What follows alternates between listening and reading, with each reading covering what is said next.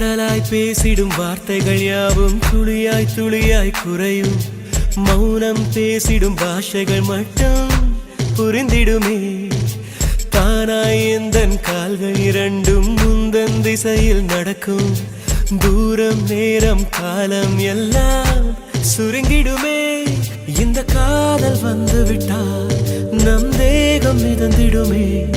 விண்ணோடும் முகிலோ